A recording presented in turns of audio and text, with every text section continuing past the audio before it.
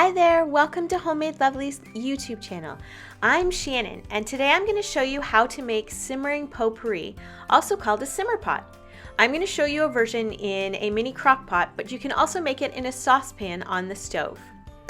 You will need 1 orange, 1 lemon, some cinnamon sticks, cranberries, vanilla, and water. First, you want to slice up the orange and the lemon.